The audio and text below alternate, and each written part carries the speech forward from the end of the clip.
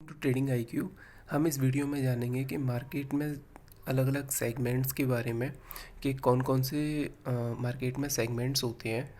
जैसे फर्स्ट है सेगमेंट है, हम जानेंगे कि म्यूचुअल फंड्स जो होते हैं वो इनडायरेक्टली रिटेल इन्वेस्टर्स का पैसा जो है लेके और मार्केट में इन्वेस्ट करते हैं। इसमें म्यूचुअल फंड इन्वेस्टर होता है जो कि एक बड़ा फंड को मैनेज करता है। इसमें इसके भी टाइप्स होते हैं, जैसे हम देखते हैं कि डायरेक्ट होते हैं म्यूचुअल फंड और इनडायरेक्ट म्यूचुअल फंड होते हैं।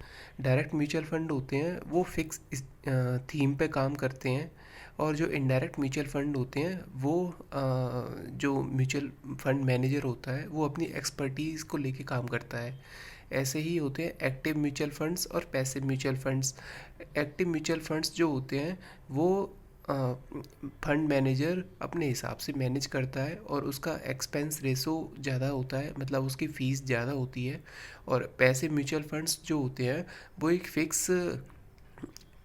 फ़िक्स किसी स्कीम पे और इंडेक्स पे काम करते हैं, मतलब उसी को फॉलो करते हैं, उसमें वो अपना दिमाग नहीं लगाते हैं।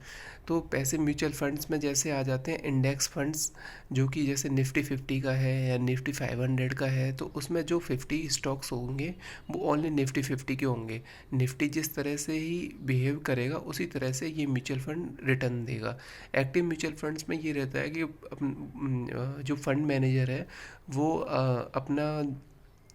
अपना सारी स्टॉक्स की जो बैलेंस शीट है और फंडामेंटल्स और टेक्निकल्स को देख के चेंज करता है। फिर सेकंड जानेंगे, एक होते हैं ईटीएफ्स। ईटीएफ्स मतलब एक्सचेंज ट्रेडेड फंड। इसमें क्या होता है कि ये बास्केट होता है, ग्रुप ऑफ बास्केट होता है डिफरेंट स्टॉक्स का। जैसे निफ्टी 50 का ईटीएफ है, बैंक निफ्टी का ईटीएफ है और निफ्टी 500 का ईटीएफ है। मतलब निफ्टी 50 का ईटीएफ का मतलब है 50 स्टॉक निफ्टी 50 के इसमें है। जिस तरह से निफ्टी 50 बिहेव करेगा उसी तरह से ये रिटर्न देगा। और इसका ऐसे ही फिर सेकंड है कि बैंक निफ्टी। तो बैंक निफ्टी में जितने भी बैंक्स आते हैं उनका अलग से होगा, फाइनेंशियल्स का अलग होता है, ऑटो सेक्टर ईटीएफ अलग होता है। तो इसमें सारे जो स्टॉक्स होते हैं वो फिक्स होते हैं।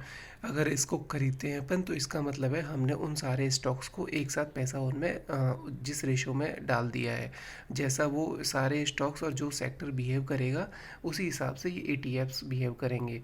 ये एक अल्टरनेटिव है, कोई म्यूचुअल फंड में पैसा नहीं डालना चाहता है तो ईटीएफ्स में डाल सकता है। ये भी रिलेटिवली सेफ़र होते हैं क्योंकि इसमें बहुत सारे स्टॉक्स का एक कम्युलेटिव इफेक्ट देखने को मिलता है। फिर होती है कैश मार्केट। कैश मार्केट का मतलब है आपने किसी भी प्राइस को लिया है और किसी भी स्टॉक्स को लिया है और उसे अपने होल्डिंग में रखा हुआ है। आप कब जब तक आपका पैसा वो जब तक आपका स्टॉक्स आपके पास है, पैसा आपने एक्सचेंज को दे रखा है और जब जब भी आप बेचना चाहो अपना स्टॉक को तब आपको वो पैसा उसी भाव पे करंट भाव पे मिल जाता है। तो इसे बोलते हैं कैश मार्केट सेगमेंट। उसके बाद होते हैं एफएनओ। एफएनओ का मतलब फ्यूचर एंड ऑप्शंस। ये डेरिवेटिव्स होते हैं कैश मार्केट के। मतलब कोई स्टॉक्स है जैसे रिलायंस है, तो रिलायंस एक कैश में अपन खरीद सकते हैं 2 या 3 हज़ार में, जो भी है उसका प्राइस जो करंट मार्केट प्राइस चल रही है। फ्यूचर्स जो होते हैं, फ्यूचर्स मतलब कॉन्ट्रैक्ट होते हैं। ये कॉन्ट्रैक्ट एक एक महीने का भी हो सकता है, एक महीने की ही होते हैं। हर एक महीने का अलग से कॉन्ट्रैक्ट होता है जो कि महीने के लास्ट एंडिंग तारीख को एक्सपायर हो जाता है। कॉन्ट्रैक्ट होता है बायर एंड सेलर्स के बीच। इसका मतलब है कि इसमें कुछ लिवरेज मिल जाता है। जैसे हमने और ये लॉट साइज़ के हिसाब से होता है। जैसे रिलायंस के लॉट में मान लो 100 शेयर्स आते हैं, अज्यूम करते हैं अपन, तो इसका मतलब है कि उसमें हम 100 शेयर्स का एक लॉट ही लेंगे। हम उसको बांट नहीं सकते, या तो एक लॉट लो या 2 लॉट लो, मतलब 100 लोगे या 200 लोगे या 300 लोगे। और फिर इसमें लिवरेज 3x मिल जाता है। इसका मतलब है आप पे अगर रिलायंस मान लो 2,000 रुपये का है, तो अगर 2,000 को इंटू 100 से करें तो ये 2 लाख रुपये हो जाते हैं।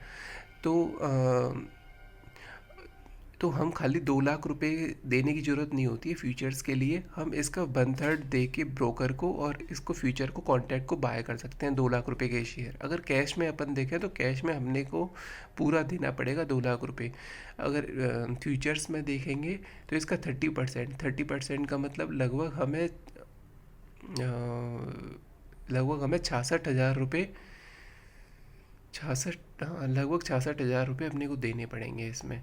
तो ये फ्यूचर्स होते हैं। ऑप्शंस होते हैं, ऑप्शंस जो है एक हेजिंग पर्पस से होते हैं, मतलब फ्यूचर्स के जो कॉन्ट्रैक्ट होते हैं उनकी साइज़ बहुत बड़ी होती है, या फिर जो इन्वेस्टर्स होते हैं उनका मान लो किसी में फ़ंड बहुत ही ज़्यादा है, तो हम क्या करते हैं कि जो ऑप्शंस होते हैं तो ऑप्शंस को हम उसके अगेंस्ट में ख़रीद लेते हैं। जैसे हमने कुछ बाय कर रखे हैं फ्यूचर्स, कॉन्ट्रैक्ट बाय कर रखे हैं, तो हम उसी के अगेंस्ट में कुछ ऑप्शंस को बेच देते हैं। मतलब अगर कहीं पे नीचे आएगा तो हमें ऑप्शंस पैसा देंगे, और अगर ऊपर जाएगा कहीं पे स्टॉक्स तो हमें फ्यूचर्स या हमें कैश मार्केट जो है स्टॉक्स जो है वो पैसा देंगे।